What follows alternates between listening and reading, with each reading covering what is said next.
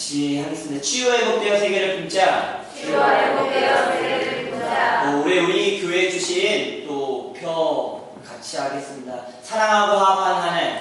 사랑하고 화합하는 한 해. 올 한 해 우리 사랑하고 화합한 한 해가 되길 예수님의 이름으로 축복합니다. 아멘. 여러분 말씀의 제목도 한번 따라할까요? 부르심에는 기대가 있다. 부르심에는 기대가 있다. 옆 사람들 보고 얘기해 주십시오. 당신을 부르신 주님의 기대가 있습니다. 당신을 부르신 주님의 기대가 있습니다.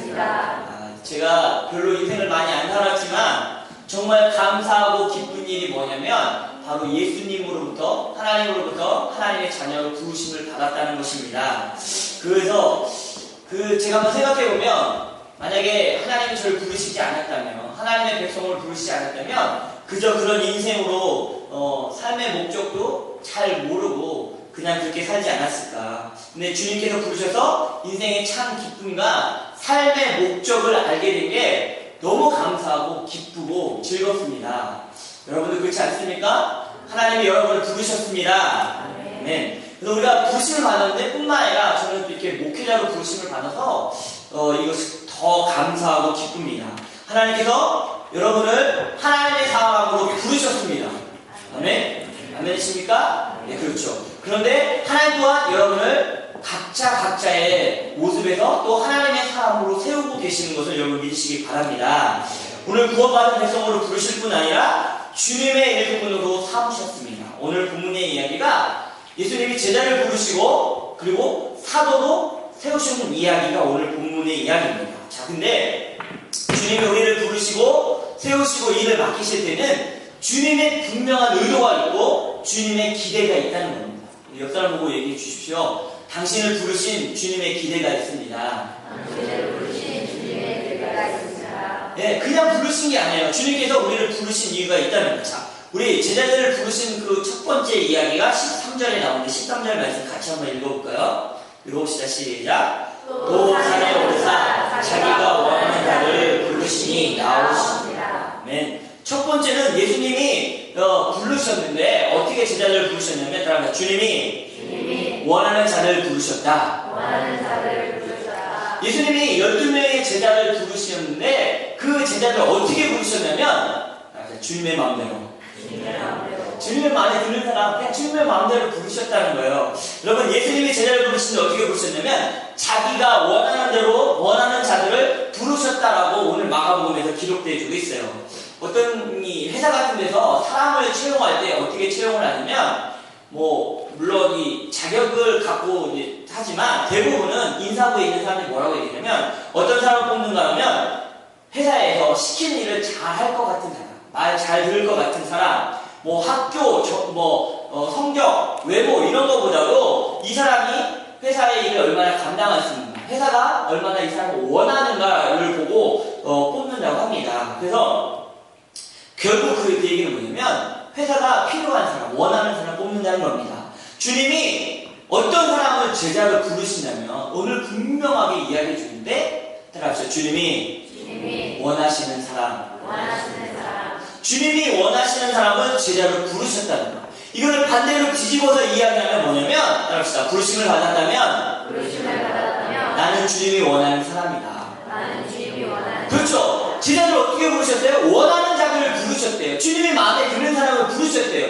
다시 반대로 얘기해서 내가 하나님의 자녀로 부름을 받고 하나님의 일꾼으로 부름을 받았다면 주님의 마음에 합한 사람이라는 겁니다. 여러분 주님의 부르심 받은 사람인 걸 믿으시기 바랍니다. 누가복음 6장 12절과 13절에는 한번 같이 읽어봅시다. 시작. 이때 예수께서 기도하시러 산으로 가사 담이새로 하나님께 기도하시고 밝음에 그의 제자들을 부르사 그 중에서 12를 택하여 사도라 칭하셨으니 예수님이 자기가 원하시는 자들을 제자를 삼으시는데 그때는 예수님을 따르는 많은 제자들이 있어요. 그 제자들 중에서 12명을 선택해서 제자를 삼으시고 사도로 세우십니다. 근데 그날 저녁에 부르시기 그 전에 어떻게 하셨냐면 예수님이 밤새도록 기도하셨거든요. 그게 자기가 원하는 사람을 어떻게 그냥 마음대로 이렇게 정한 게 아니라 하나님의 뜻을 구했다는 거예요. 하나님, 제가 이런 사람을 제자로 세우고 사도로 세우려고 하는데 하나님 도와주십시오라고 예수님이 간절히 기도했다는 겁니다. 그래서 많은 제자들 중에서 12명을 택하여 사도로 세우셨는데 바로 나를 부르신 이 부르심과 똑같이 주님께서는 그냥 택하신 게 아니라는 거예요. 주님이 하나님이심에도 불구하고 기도하시면서 부르시고 세우신 게 아니라 12명의 제자들이에요. 그러면 지금 우리를 하나님의 백성으로 부르시고 하나님의 직분자로 부르시고 하나님의 백성으로 부르셨다는 것은 그냥 부르시는 게 아니라는 거예요. 여러분과 저는 하나님의 부르신 사람들입니다. 얼마나 존귀한 사람들입니까? 두 번째, 따라합시다. 부르심에는 주님의 기대가 있다. 우리 14절과 15절 말씀 같이 읽었으면 좋겠습니다. 3장 14절과 15절 읽겠습니다. 시작. 이에 12를 세우셨으니 이는 자기와 함께 있게 하시고 또 보내사 전도도 하며 귀신을 내주는 권능도 가지게 하려 하심이로라. 자, 두 번째는 부르심에 예수님이 부르셨는데 12 제자를 부르신 목적이 분명하게 나오는데 14절과 15절을 보니까 어떻게 나오세요? 첫 번째는 자기와 함께 있게 하시고 예수님이 제자를 부르신 첫 번째 이유가 이겁니다. 주님과 함께 있게 하기 위해서 부르셨다는 거예요. 여러분, 하나님이 주님이 우리를 부르신 이유가 뭐예요? 주님과 함께 하기 위해서요. 여러분, 저와 여러분이 주님과 함께하는 사람 되시길 예수님을 부탁드립니다. 네, 주님이 여러분을 부르셨어요. 하나님의 사람으로. 근데 주님이 가장 원하시는 게 뭐냐면 주님과 교제하는, 주님을 예배하는 것, 주님과 함께 동행하는 그런 사람 되시길 예수님으로 부탁드립니다. 두 번째는 전도하는, 전도하기 위해서 우리를 부르셨다는 거예요. 복음을 들고 하나님 알지 못하는 그 영혼들에게 가서 하나님의 말씀을 전하기 위해서 우리를 부르셨다는 거예요. 우리 옆 사람 보고 말해주십시오. 당신을 부르신 이유는 전도하기 위해서 부르셨습니다. 세 번째는 귀신을 내쫓는 능력을 주시기 위해서라는 이 이야기는 뭐냐면 따라서 치유하기 위해서 우리를 부르셨다. 여러분, 지금 시대에 얼마나 상처받은 사람이 많고 주님이 없어서 예수님이 없어서 하나님이 없어서 공모한 사람이 많습니까? 그래서 예수님은 우리에게 그 능력을 부어주셔서 그 공허한 마음을 채울 수 있고 귀신의, 세상의 귀신에, 그리고 세상 것 바라보는 그 귀신을 내어쫓는 능력, 예수의 능력으로, 말씀으로 하나님 앞에 온전히 쓰는 사람으로 세우기 위해서 우리를 부르셨다는 거예요. 여러분, 예수님이 이 의도를 갖고 기대를 갖고 우리를 부르셨다는 거예요. 여러분, 이 기대에 부응하는 저와 여러분 되시길 예수님의 이름으로 축복합니다. 예수님이 우리를 부르셨냐면 예수님처럼 살라고 부르셨다는 겁니다. 복음의 사람으로 생명을 살리고 영혼을 구원하는 일로 우리를 부르셨다는 겁니다. 더 중요한 것은 예수님과 함께 하시기 위해서 우리를 부르셨습니다. 그러므로 저와 여러분이 더 신경 써야 될 게 뭐예요? 예수님과 함께 보내는 시간을 많이 갖는 거예요. 주님과 교제의 시간을 많이 갖는 것이 우리를 부르신 목적이라는 겁니다. 세 번째 한번 봅시다. 주님은 우리의 미래를 보시고 부르셨다. 16절과 17절 말씀입니다. 같이 읽읍시다. 16절과 17절 시작. 이 12를 세우셨으니 시몬에게는 베드로라는 이름을 더하셨고 또 세베대의 아들 야고보와 야고보의 형제 요한이니 이 둘에게는 보아너게 곧 우리의 아들이라는 이름을 더하셨으며 예수님이 우리를 부르셨을 때 그냥 부르신 게 아니라 제자들 부르셨을 때도 그 현재의 모습을 보고 부르신 게 아니라 미래의 모습을 보고 부르셨다는 거예요. 베드로, 요한, 여기 나온 12제자들 쭉 보면 어부 출신이 많았어요. 그리고 세리 출신, 그리고 열심, 시몬 같은 경우는 열심 당원이에요. 보면 어떻게 보면 평범한 사람들, 아니 평범한 사람들보다 더 연약하고 부족한 사람들이에요. 어부였어요. 근데 주님이 그들을 부르셨어요. 그 평범한 모습을 부르신 게 아니라 그 모습 미래에 있는 내가 너희를 사람 잡는 어부가 되게 아니라 지금 네가 이게 고기 잡는 어부지만 네 인생이 내가 너를 불렀을 때 네 인생은 변화돼서 영혼을 구원하는 사람 잡는 어부가 되게 할 거다 라고 하면서 미래를 보고 부르셨다는 거예요. 여러분, 저와 여러분이 그렇지 않습니까? 연약하고 부족하고 어떻게 세상적으로 많이 가고 잘난 거 별로 없고 돈 많은 분도 별로 없는 것 같고 혹시 여기 공부 잘하는 분들 죄송합니다. 공부 이렇게 많이 하고 지혜로운 사람이 별로 많지 않아요. 네, 그래서 우리 고린도전서 1장 27절에 있는 말씀인데 한번 읽어봅시다. 고린도전서 1장 27절 시작. 그러나 하나님께서는 세상에 미련한 것들을 택하사 지혜 있는 자를 부끄럽게 하려 하시고 세상에 약한 것을 택하사 강한 것을 부끄럽게 하려 하시며 그렇습니다. 하나님이 세상에 미련한 것을 택해서 지혜로운 자를 부끄럽게 하셨다는 거예요. 그리고 세상에 약한 것을 택하사 강한 것을 부끄럽게 하셨다는 거예요. 하나님이 나를 부르셨는데 내가 연약하고 부족하고 정말 별 볼일 없지만 그래도 불러서 쓰시는 이유는 뭐냐면 나를 통해서 하나님의 일을 이루고시다는 하나님의 기대와 주님의 기대가 분명하게 있기 때문이라는 겁니다. 그래서 주님은 그런 현재의 모습을 제자들의 모습을 보고 부르신 게 아니라 미래의 변화들 사랑받는 어부의 그 모습을 보시고 부르셨다는 거예요. 그래서 시몬을 봅시다. 베드로 이 16절에 보면 이 열두를 세우셨으니 시몬에게는 베드로라는 이름을 더하셨다.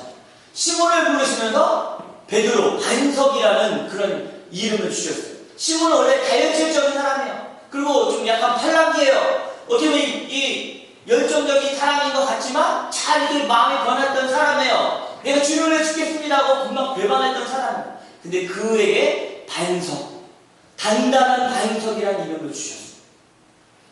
베드로를 볼 때 그 다혈질적이고 잘 변하는 그 모습을 본 게 아니라 나중에 반석 같은 사람으로 교회를 위해 설립하셨던 그렇게 표현해줬던 그 고백 위에 세웠던 주는 그리스도 살아계신 하나님의 아들입니다라고 고백할 수 있던 그 믿음의 반석을 예수님은 그 베드로를 보면서 보셨다는 거예요. 우리를 부르실 때 주님께서는 우리의 미래를 보고 부르고 계신다는 겁니다. 아멘이십니까? 또